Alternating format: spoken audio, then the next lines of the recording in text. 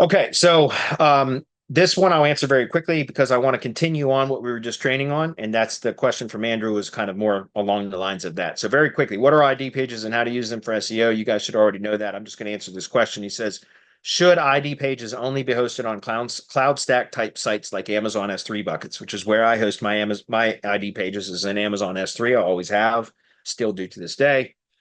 Meaning, are they not as effective if used on a self-hosted domain? No, they can be. The reason why I host ID pages in an Amazon S3 bucket is number one, you siphon authority from that Amazon domain. Okay, that's part of it. Number two, you can be very aggressive with link building to an ID page. I don't mean spam it, although you could. I don't recommend that. But I mean, you can be a lot more aggressive with link velocity. That means the speed with which you build links. And also, you can be a lot more aggressive with keyword anchors to the ID page because it's on a high domain authority, high DR. Usually, those metrics don't mean a fucking thing to me, guys. I mean that. But in this case, it makes sense because it's a very high authority prop domain, an Amazon S3 AWS domain, right? So you're siphoning some authority from it. And because it's on such a high authority domain, you can be a lot more aggressive with link velocity and keyword anchors. Hopefully that's clear.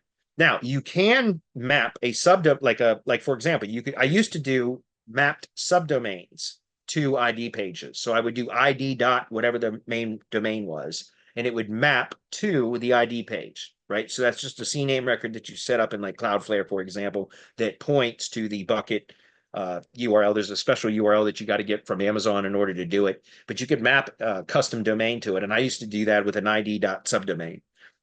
You can still do that, but you just be careful because I would recommend not being as aggressive as you can be when you're building links to an ID page hosted on a cloud storage bucket. If that makes sense. That's the reason why we do it. But again, you can definitely do a mapped custom domain if you want, or a subdomain to it, but just be careful about building links to it. Don't be overly aggressive because it could affect the domain then. Does that make sense? So you can do it that way, but I prefer to keep them on a cloud. It's just a dedicated resource, which is what the ad ID field is supposed to be for. URI, unique resource identifier.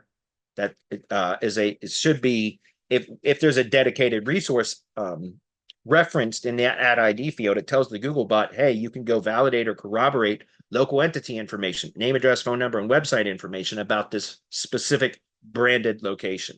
That's what it's for. So I like to use a high authority domain as a dedicated URI. Hopefully that's clear.